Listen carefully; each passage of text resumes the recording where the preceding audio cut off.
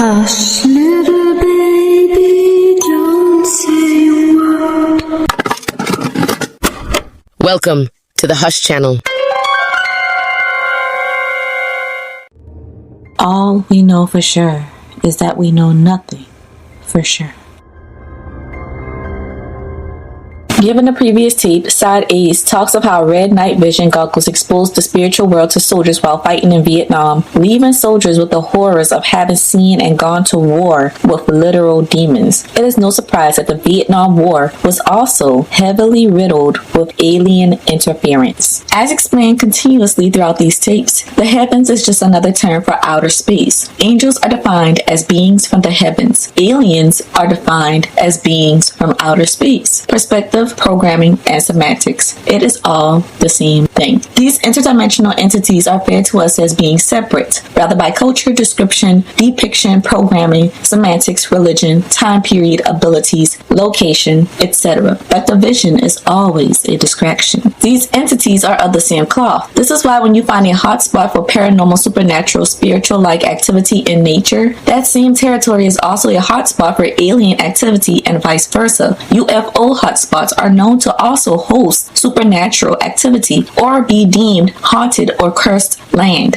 and territory. The thing that divides them in our heads is the human social construct. But that does not mean these beings are not one and the same. That is simply the way that we have defined things in order to understand the world around us. During the Vietnam War, the American soldiers were said to be fighting two enemies, the VCs, the Vietcongs, and the ETs, the Extraterrestrials. There are many men who, despite having survived the war physically, died mentally and returned home a shell of themselves, unable to speak of the atrocities of war. But those are all things that war can definitely do to a man. But some of these men also experienced otherworldly supernatural layers on top of all that chaos and destruction. There are others who felt the need to make citizens aware of the truth of the world, no matter how crazy people might believe them to be. Since then, many have actually came forward to talk about it. Known as the godfather of conspiracies, William Milton Cooper, author of the conspiratorial cataclysmic work Behold a Pale Horse, was also involved in the Vietnam War, and he is one who spoke up, and his audiobook is also featured on this channel. He even speaks about the otherworldly aspect of the Vietnam War, and he theoretically paid his life for divulging such information to the American public about American historic events. Given the information gathered across various sources, the extraterrestrials were interfering to stop mankind from destroying ourselves, and in the process of doing so, destroying the entire planet. Nothing is new under the sun, and there was a time in a different era previously when warfare progressed so chaotically that nuclear warfare almost destroyed the planet before. And that is why today there are ancient ruins of what were presumed to once be heavily populated advanced societies. However, there is radiation in such areas, and scientists just cannot seem to figure out how this even occurred. Even in ancient religious texts, especially in Hinduism, there are talks of wars between the gods, which describe their weapons, their technology, and flying mechanisms of which these gods used during warfare,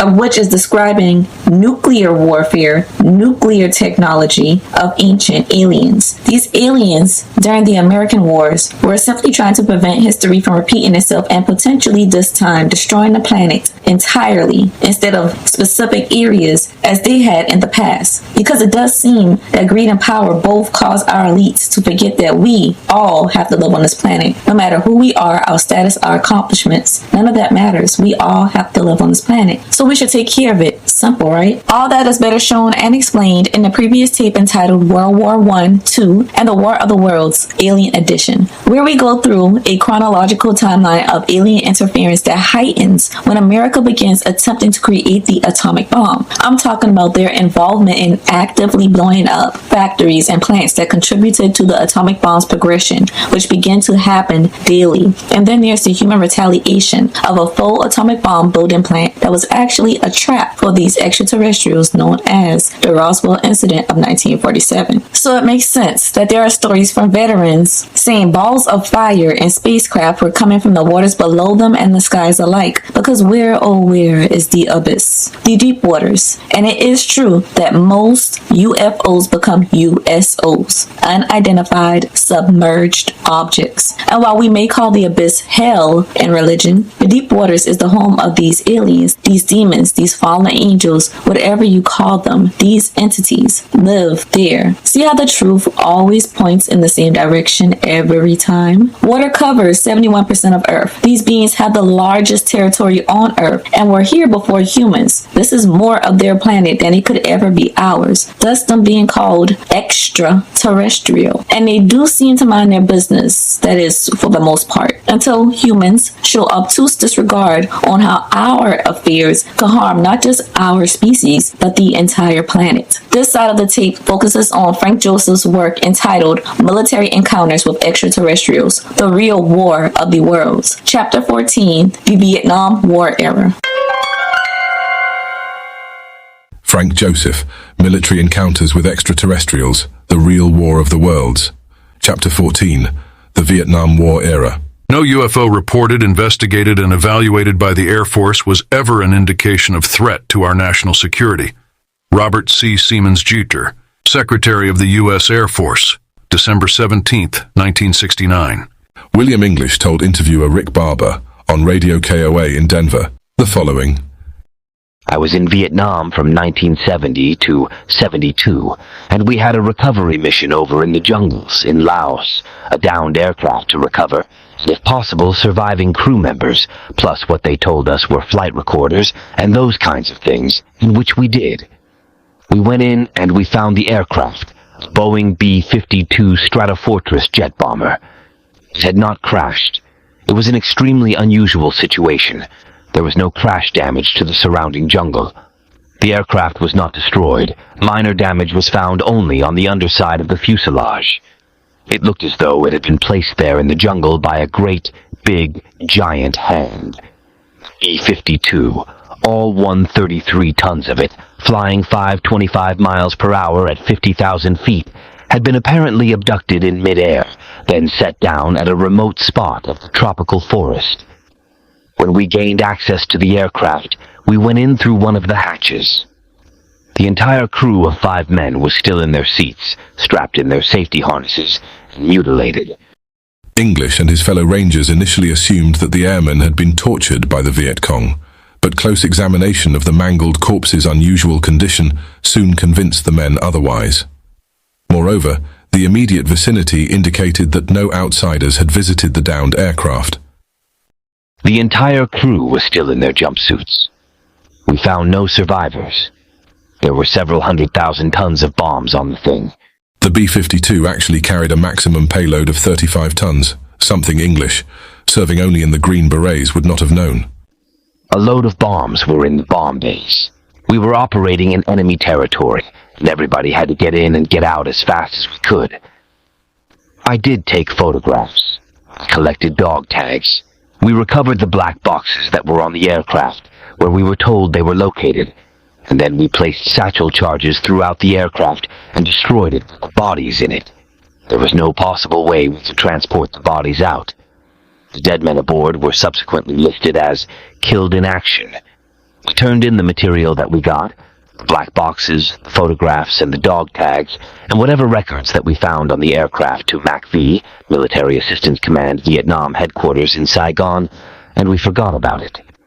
When 5 years later, as a data analyst in England, I viewed the Grudge 13 report, and there was a report attached to the photographs, which stated that the aircraft, a downed Stratofortress, had been in radio contact with its base, and that it reported that it was under attack by bright objects. And then, all of a sudden, the radio transmissions died. The B-52 had been attacked by very bright objects, bright glowing objects. Accounts of alien atrocities committed against servicemen during the Vietnam War predated the grisly find English and his team made in Laos. Rumors floated around that UFOs had kidnapped and mutilated 2 Army soldiers, then dropped them in the bush. Recalled Milton William Cooper. Cooper was captain of PB-44, a patrol boat that plied the Qua Viet River from 1967 to 1969, when he received the Silver Star, the U.S. military's 3rd highest decoration for valor in combat. Before his discharge in 1975, Cooper rose through the ranks of naval intelligence, where his prestigious citation granted him a kind of special clearance. Amongst the above top-secret files open to him was a report about the outcome of a battle between the enemy and U.S. Marines for a village inhabited by some 50 Vietnamese who could not be evacuated in time. As the fighting neared its climax, several metallic discs were seen hovering above their huts. Both sides had fired upon the UFOs, and they had blasted back with a mysterious blue light. Amongst the above top-secret files open to him was a report about the outcome of a battle between the enemy and U.S. Marines for a village inhabited by some 50 Vietnamese who could not be evacuated in time. As the fighting neared its climax, several metallic discs were seen hovering above their huts. Both sides had fired upon the UFOs, and they had blasted back with a mysterious blue light. Another mass disappearance involving extraterrestrials and U.S. elite forces occurred during August 1968, when members of a small ranger team were leaving enemy territory after completing a mission in North Vietnam and were on their way to a prearranged helicopter pickup location. With NLF, National Liberation Front forces gaining on them, the terribly outnumbered Americans climbed a high hill to gain some measure of defense. As they began digging in, the clatter of AK-47 assault rifles echoed from an adjacent hill just occupied by the pursuing Reds. Tracer rounds could be seen rising practically straight up into the sky, but not, as the commandos assumed, at their expected rescue helicopters. Instead, furious NLF fire concentrated on a large semicircular object.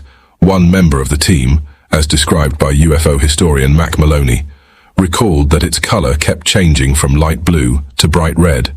It was making no noise. As soon as the enemy tracers got close to the object, it suddenly stopped in mid-air.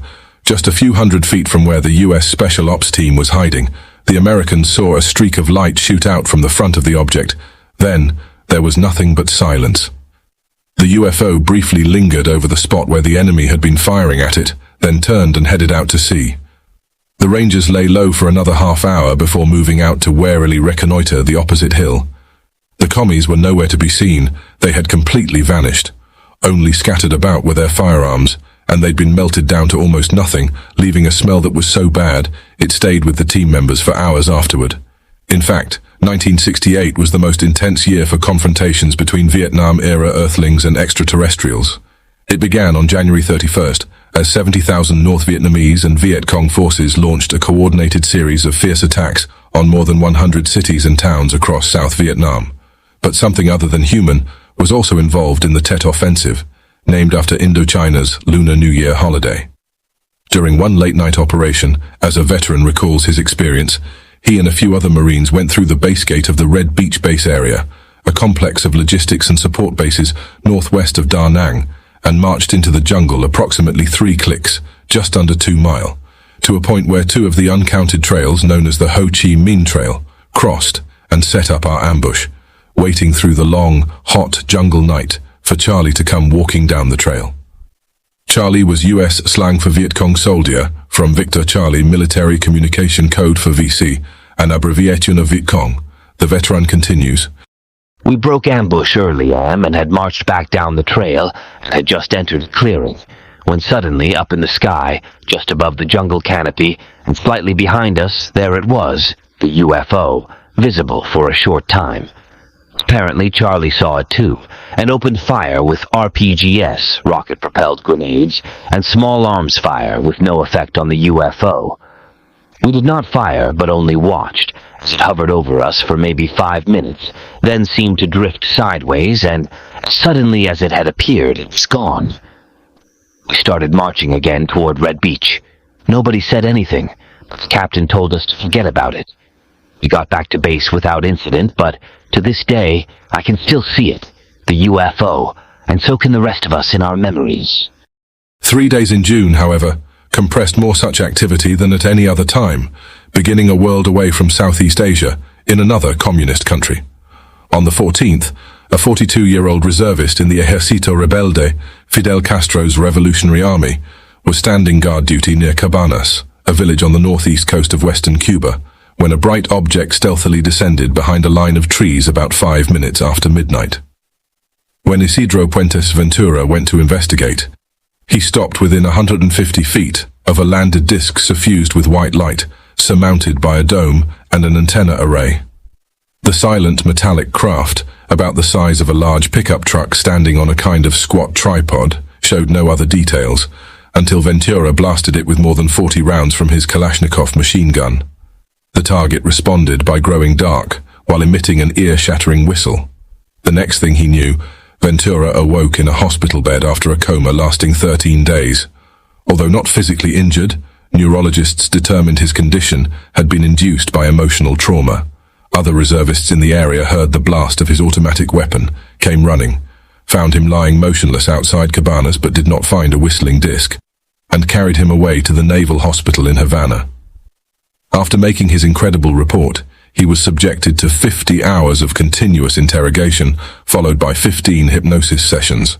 Meanwhile, state police investigating the scene of his alleged encounter recovered 48 spent cartridges from Ventura's Kalashnikov, plus 14 bullets flattened as if they had been fired against an extremely hard surface, according to Hall. A round depression was clearly visible in the soil, with a hole about 3 feet in diameter in the middle and 3 indentations around it. Each of the 3 surrounding marks were rectangular in shape and measured 1 meter deep by 40 centimeters wide, with the overall width across the 3 landing depressions measuring 4 meters. Intelligence officers discovered the area covered with a fine, grey dust spread 15 feet across the circular depression.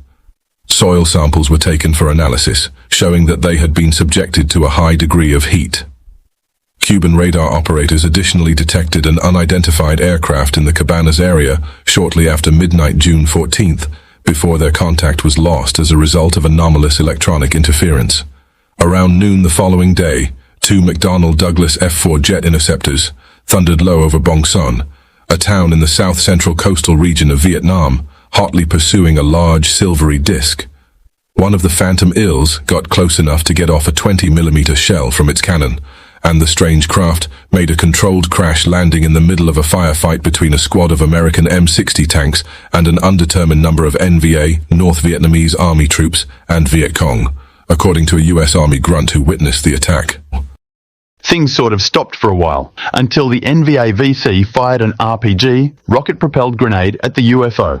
The first RPG had no effect, so more were fired. The UFO somehow neutralized the RPGs and started attacking the NVA-VC. He does not indicate how the extraterrestrials defended themselves. At this point, the American tanks opened fire on the UFO. The UFO could not stop the GO millimeter tank rounds and was destroyed. The NVA-VC broke off and left.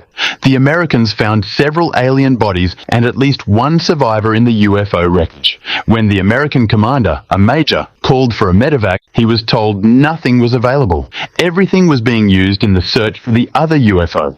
He told them he had it and a chopper was immediately sent. When it arrived, the CIA type in charge refused to take the wounded American GIs, instead insisting he would only take the aliens. At this point, the major shot the surviving alien and had his tanks grind the wreckage and extraterrestrial bodies into the ground. The chopper pilot overruled the CIA type and medevac the wounded. Word of the Bong Son incident spread rapidly among U.S. servicemen throughout the region, making them jumpy and primed to go off half-cocked at anything resembling a cross between Charlie and an alien. Just after midnight, Lieutenant Pete Snyder and the American crew of swift boat PCF-12 set out under a brightly moonlit sky down the Qua Viet, the same dangerous river where Captain Cooper earned his Silver Star for courage under fire. After approximately half an hour on the water, Snyder received an urgent message from another patrol boat not far away. Its commander, Lieutenant Richard Davis, requested immediate assistance against a pair of attacking enemy helicopters. During the Vietnam War, enemy helicopter was a U.S. military euphemism for UFO, because the North Vietnamese only operated fixed-wing aircraft. They weren't called UFOs, they were called enemy helicopters, according to General George S. Brown, commander of the 7th U.S. Air Force and deputy commander for Air Operations Military Assistance Command Vietnam from 1968 to 1970, who later chaired the Joint Chiefs of Staff. As Lieutenant Snyder's vessel approached the other boat, he and his 3 crew members observed 2 glowing spheroids poised motionless above its position. Moments later, a sudden flash of blinding light illuminated PCF-19, which was instantly engulfed in a terrific explosion, killing 5 of the 7-man crew, including Davis. The spheroids vanished before the thunder of the blast echoed away down the riverbanks. PCF-12 picked up 2 wounded survivors, the gunner's mate and seaman, who told how the UFOs had followed them for miles up the Qua Viet before attacking.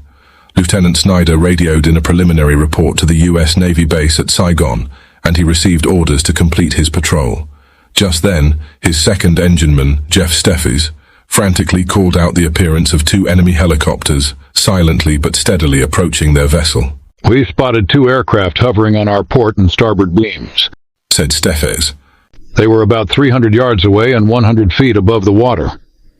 As the boat swung around to put the aircraft ahead and astern of PCF-12, I could hear Mr. Snyder requesting air support and identification of these helos, short for helicopters. The answer from the beach was, "No friendly aircraft in the area.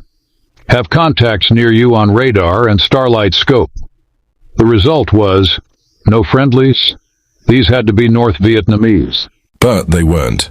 For the next 2.5 hours, long beyond the operational range of any contemporaneous helicopter, PCF-12 played cat and mouse with the anomalous helos, opening fire on them at close range with twin 50 caliber machine guns from a forward turret, a pair of 7.62mm machine guns mounted on the port and starboard sides, and an Mk-19 grenade launcher.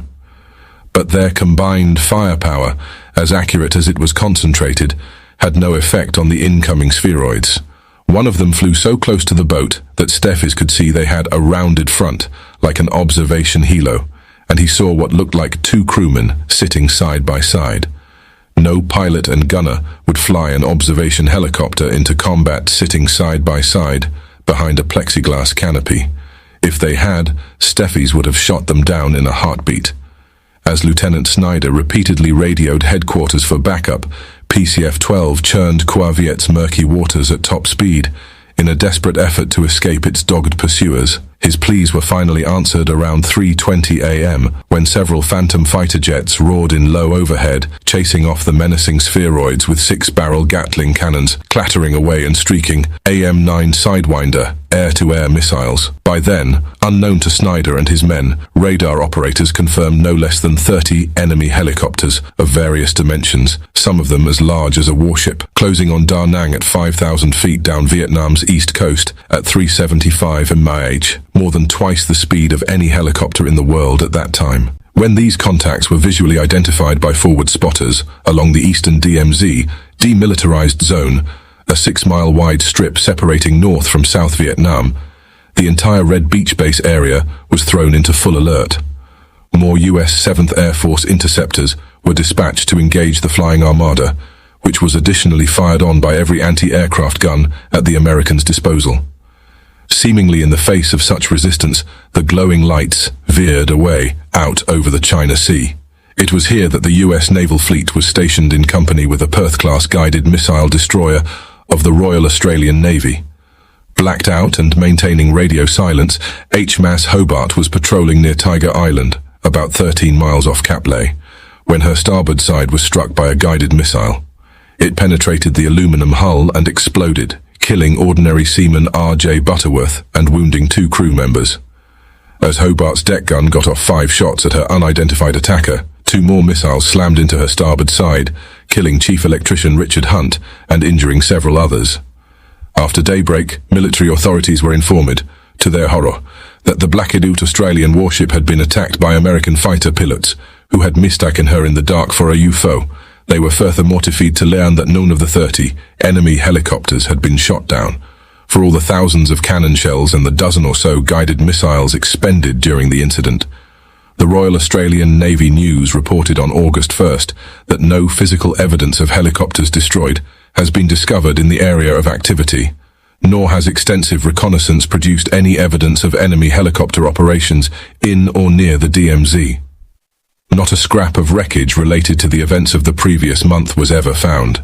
Air Force pilots, rattled by too many ferocious extraterrestrial encounters, had become trigger-happy, mistaking the Hobart for an alien craft.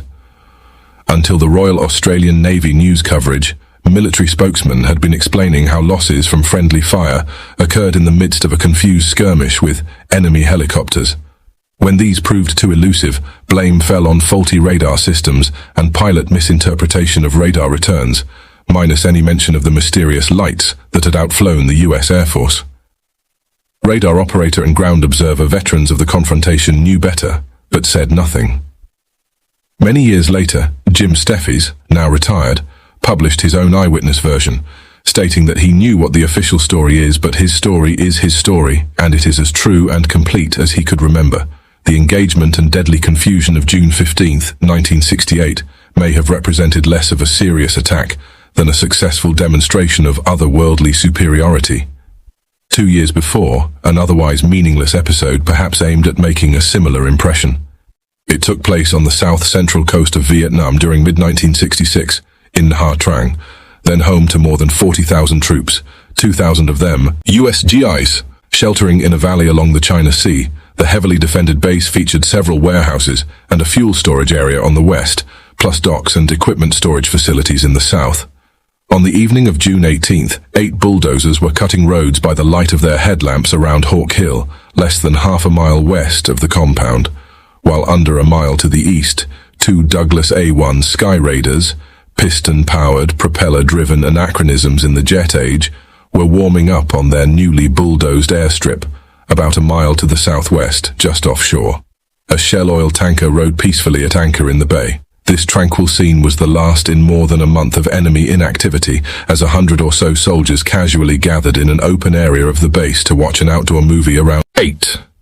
Less than 2 hours later, the film abruptly stopped, because the projector's power source, all 6 new, independently operated generators, ceased to function at that same moment, plunging all of Nha Trang into total darkness. About a half-mile away, another Air Force base simultaneously experienced an identical electrical outage. The engines of both Sky Raiders whirled to a stop, while the headlights and motors of all 8 bulldozers switched off. As someone who experienced the power failure explained, there wasn't a car, truck, plane, or anything that ran for about 4 minutes, after the sky lit up with an exceptionally bright light. At first they thought it was a flare, all going off all the time, and then they found that it wasn't. It came from the north, and was moving from real slow to real fast speeds. Some of the jet fighter pilots said it looked to be about 25,000 feet in altitude, and then the panic broke loose. The light dropped right towards us, and stopped dead still about 300 to 500 feet up. It made this little valley and the mountains around look like it was the middle of the day. It lit up everything. Then it went up, and I mean up. It went straight up and completely out of sight in about 2-3 seconds. Extraterrestrial demonstrations of Earthling inferiority were impartially carried out over North as well as South Vietnam. On September 29, 1972, a correspondent for Agence France-Presse published his personal account of an invulnerable spheroid he and thousands of residents in the North Vietnamese capital observed under bright daylight conditions. Jean Torreval's feature article was carried around the world, including Lansing, Michigan State Journal, beneath the headline, "What was UFO over Hanoi?" Watching the craft through binoculars, Torreval reported that a mysterious object appeared in the clear blue sky over Hanoi Friday, attracting missile fire from the ground, but apparently remaining motionless. It was spherical in shape and a luminous orange in color, and was clearly at a very high altitude. North Vietnamese air defenses fired 3 surface-to-air missiles, but they were unable to reach the target. The object remained in the same high spot for over 1 hour and 20 minutes, although, towards the end, it appeared less bright than before. Less than a month later, and half a world away from the war in Vietnam, a series of naval engagements took place with an extraterrestrial intruder north of Bergen, in Sonnefjord, Norway's largest fjord at 127 miles long, though less than 4 miles wide. It was here during the early morning hours of November 12th that a patrol boat on duty in the middle of the fjord, where its depths are greatest, 4,291 feet, picked up what appeared to be a Soviet Whiskey-class submarine on its sonar scope. The Royal Norwegian Navy was alerted to arrive in a task force of destroyers, submarines, and an auxiliary aircraft carrier, which launched its attack helicopters. These were pairs of Westland WS-61 Sea Kings, each armed with 4 depth charges, which were dropped in the vicinity of the sonar contact. Shortly thereafter, all the Sea Kings experienced a variety of abnormal instrument failures. that forced them to withdraw from further action, and they were replaced by land-based attack planes of the Royal Norwegian Navy Air Service. They too suffered from similar electromagnetic anomalies, but continued to fly cover for the growing number of naval units gathering below. Their target had meanwhile eluded them, so the western end of Sognefjord, which led out into the Atlantic Ocean, was tightly blockaded, trapping Norway's underwater intruder inside the narrow estuary.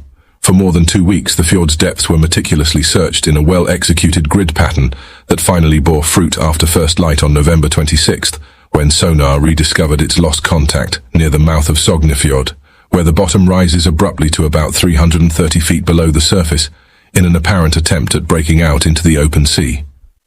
Destroyers closed in, dropping depth charges, which brought their evasive quarry to the surface.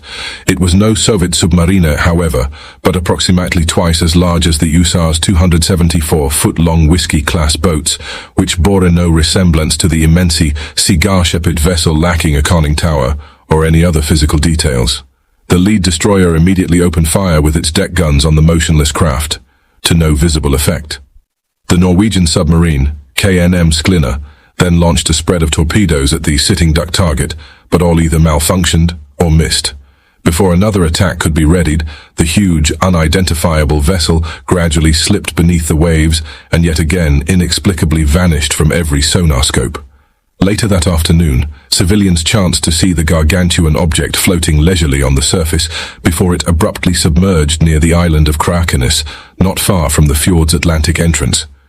18 minutes later, 5 policemen from the village of Skjolden on Sala Island observed its surface and informed the Navy. The distance covered by the object between these islands in the time separating both reports indicated it traveled at 124 mph, far beyond the performance of any known submarine. Naval forces arrived too late for interdiction. The intruder disappeared yet again, but was finally cornered on the surface within 48 hours, and rapidly engaged with anti-sub missiles fired by destroyers and aircraft. The enigmatic vessel passed through this concerted fire unscathed, submerged in a controlled descent. It was never again detected by sonar or seen by eyewitnesses, much to the consternation of Royal Norwegian Navy commanders, who had deemed their blockade of Sognefjord impenetrable. The prolonged engagement had been far from secret, having been followed around the globe in the world press, including the New York Times. The Times assiduously avoided any references to extraterrestrials, but was at a loss to explain just what the Norwegian naval authorities had been chasing and fighting for more than 2 weeks. A few months later, they found something on the bottom of the fjord that was and still is classified as top secret. In early 1973, a Royal Norwegian Navy Special Forces deep-sea diver was helicoptered without explanation from his advanced training at Bergen to Sognefjord, where he and another diver found themselves on a warship. There they were suited up with oxygen-helium equipment for a deep descent. Presented with state-of-the-art underwater military cameras, the 2 men were ordered to observe, report, and debrief, and memorize every detail of what they found. But they were not told what they were supposed to find or given any further knowledge about the operation. The moment both divers simultaneously set foot on the midnight dark bottom of the fjord at more than 300 feet beneath its surface, their subsurface lights revealed a pair of deeply grooved tracks, obviously made by a belted vehicle of some kind, like a tank or bulldozer, that had progressed in a straight path through the ooze. Each track was 30 to 50 feet wide and separated by a permanent 50-foot wide gap. No other marks in the fjord bed suggested anything had been dragged or towed. But the vehicle that left the tracks had to have been an estimated 110-150 feet across, something completely foreign to our technological capacity, one of the divers recalled more than 40 years later, both now and then. It looked like the object had been lifted off the seafloor, he said after both men swam over the unvarying tracks, which suddenly terminated after nearly 2 miles. There was no further trace of it further east of the fjord's entrance. Navy superiors provided their divers with no clarification about the nameless mission, and all photographs taken of the deep-water track were and still are classified. It had been doubtlessly left behind by the 500-foot-long vehicle that had been unsuccessfully hunted a few months before in that same location. The subsurface tracks were not publicly disclosed until the next century by one of the divers. International attention shifted from the lengthy pursuit of what was, by all accounts, a USO, to headline-grabbing news about the increasingly costly conflict in Vietnam. Even there, however, Americans were simultaneously fighting two enemies, the VC and the ETs. One of those Americans was Peter Mazzola, a forward observer for an army platoon pinned down in tall elephant grass by enemy fire. His men lay low, hoping to find a way out of their encirclement, when several glowing spheres slowly and silently rose over the paddy fields and palm trees not far away. Assuming they were some kind of Vietcong reconnaissance craft, Mazzola radioed in their coordinates to U.S. Navy cruisers offshore. In no time, shells hurled in from American warships in the south, and then the objects began to receive artillery rounds from the other direction, from the North Vietnamese position. The shells never made the target. They all exploded short. Even though the gunfire of both the Vietcong and the U.S. Navy was right on target, neither side touched the objects. They could see the black smoke puffs in the air. The spheres continued to hover, silently, gracefully, but in less than 5 minutes they shot straight up in the air, and were gone. Taking advantage of the confusion caused by such high strangeness, Mazzola and his comrades made good their escape. After the war, he became a New York City police detective, later founding Staten Island's Scientific Bureau of Investigation for the serious study of UFO phenomena. Human soldiers continued to battle each other while confronting alien enemies until the fall of Saigon on April 30th, 1975. The most notable extraterrestrial confrontation of the period occurred the previous June, when Japan Air Self-Defense Force commanders ordered a pair of F-4E Phantom jet fighters, flown by Lieutenant Colonel Toshio Nakamura and Major Shiro Kubuta, to intercept a presumed Soviet bomber near Hokkaido, the country's most northerly territory. Once airborne, they were informed that the intruder was actually a bright-colored UFO first observed by ground spotters, then tracked by radar operators. Vectored to their target at 30,000 feet, both pilots made visual contact with the red disk that Major Kubuta described as made and flown by intelligent beings. As Kubuta and Nakamura came within firing range of the object, it began executing a series of evasive maneuvers, involving the Phantoms in a dogfight. After several minutes, during which neither pilot was able to score any hits on the disc, it collided first with one, then with the other aircraft. Both men successfully ejected, but Nakamura's parachute was set afire and he fell to his death as the UFO sped away. While these confrontations were taking place in Asia, the Russians were waging their own war of the worlds. Although the heavy hand of Soviet censorship erased many details, enough information concerning the premier military engagement of its kind survived the USSR's collapse for post-communist researchers to reconstruct. They learn it from fragments of original documents in Stavka, the Red Army's high command, that history's largest air battle between earthbound aviators and alien ufonauts occurred during early summer 1967. According to Stonehill, it took place on the Soviet Union's border region with Iran and Afghanistan. Although the total number of combatants is unknown, 6 modern Soviet aircraft were destroyed and 12 pilots perished. Facts regarding their identities or the types of warplanes they flew are still missing. More certain, however, was Stavka's subsequent demand that absolutely forbade any contacts with UFOs. Furthermore, military aviators were ordered not to approach the objects at less than 6 miles distance. Such deadly confrontations were not limited to the USSR or Southeast Asia during the Vietnam War era. During the early evening of September 8, 1970, radar operators at Lincolnshire's Royal Air Force Station Binbrook, near the east coast of England, detected several unauthorized aircraft over Grimsby, a seaport in northeast Lincolnshire. At the same moment, sightings of flying transparent spheres, according to local newspaper coverage, were reported at the village of Flamborough, about 50 miles away, on the North Sea.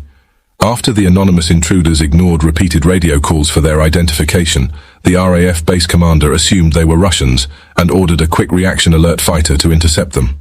At 10:06 p.m., 28-year-old U.S. Air Force Captain William Schaffner took off from Binbrook in Foxtrot 94, a British-built electric Lightning outfitted with a pair of 30mm ADN cannons and a quiver of air-to-air missiles. Ground radar controllers vectored him to their mysterious scope contacts over the North Sea, where he soon made visual contact with something resembling a flying cone. While closing on it, Schaffner radioed that his avionics were going progressively haywire, and he was being outmaneuvered by one of Flamborough's transparent spheres, despite the electric lightning's 1,300 mph top speed and 20,000 foot per minute rate of climb. Shortly after 10:30 p.m., all communication with Foxtrot 94 failed, as 10 crew members aboard a passing Avro Shackleton, a large maritime patrol aircraft, witnessed the jet lose control and fall into the sea about 5 miles offshore. Its wreckage was discovered on October 7th by Royal Navy divers operating from the minesweeper HMS Kedleston. They were surprised to find the aircraft in relatively good condition, sitting with the proper side up on the ocean floor.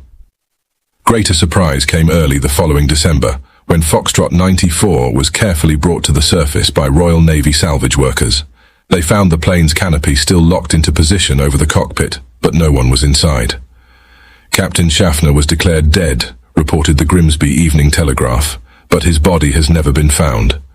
Had he been atomized by an inconceivably powerful weapon, or teleported somehow out of his electric lightning and into the cone-shaped vehicle he had been pursuing? Stateside U.S. military forces were no less under attack, although they were in grave danger of losing far more than a dozen men. Less than half a year before the Soviet air battle near the Afghanistan-Iran border, a front-page story in the Minot Daily News for December 6, 1966, told of numerous eyewitnesses, including police and local government officials, who saw luminous, disc-shaped craft flying in the vicinity of Mohall, North Dakota, near the Minot Air Force Base, America's most important military installation, headquarters for a wing of B-52s loaded with atomic warheads and intercontinental ballistic missiles, ICBMs. Captain David D. Schindele was the Minuteman Mossakant's ICBM launch crew commander there the following night, when a single UFO appeared over the facility. The extraterrestrial intruder destroyed no less than 10 nuclear-tipped missiles in Captain Schindele's charge. Fortunately, he disabled them in time to prevent a series of atomic explosions that would have otherwise decimated the Peace Garden state. He abided by Air Force suppression of all public knowledge regarding North Dakota's brush with catastrophe for more than 50 years, until the 2017 release of his appropriately entitled book, It Never Happened. Just 8 months after Minot's missiles were taken down, the base was under siege again. On the night of July 26, 1967, Minot's executive officer received a red alert notice from radar operators at the North American Aerospace Defense Command, located at Peterson Air Force Base, near Colorado Springs, Colorado. He was informed of an unidentified contact descending over one of Minot's missile silos. He immediately scrambled 2 specimens of the Convair F-106 Delta Dart, then regarded as the ultimate interceptor. As the fighters were getting airborne, heavily armed members of a security team dispatched to the silo in question were astounded to behold a metallic disc about 50 feet across, its rim encircled by a garland of bright lights, slowly moving approximately 100 feet above the facility. The apparition stopped suddenly in mid-air, then ascended vertically another 400 feet, to hover briefly before vanishing away at the sound of the approaching jets. The next night, what appeared to be the same disc was observed drifting over each ICBM emplacement. Within an hour, writes UFO historian Mac Maloney, all of Minot's launch facilities had reported that a UFO had been over their location, until, like a bee singling out a special flower, it seemed to select a particular silo, pausing there about 40 feet in the air.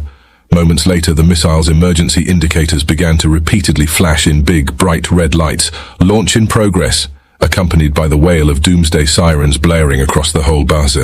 Horrified control room directors and personnel fell over themselves trying to deactivate the nuclear-tipped missile before it shot off on its irrevocable course toward Moscow. With only moments to spare, they succeeded in cancelling the launch sequence, and the awful emergency indicators went abruptly dark. As the chorus of sirens echoed away, the illuminated disc escaped unnoticed in the confusion. But it was apparent to all concerned, Maloney concludes, that the UFO had probed the missile's controls and had somehow switched them on. Had any of the inhibit commands failed, the missile would have launched. Clearly, the aliens had attempted to precipitate nuclear war. Even that near miss was perhaps less compelling than a discovery made by Sergeant Carl Wolf, while he and his fellow electronics experts were compiling surveillance data for an escalating Vietnam War. He was a color laboratory photographic technician trained in electronic photographic repair at Colorado's Lowry Air Force Base.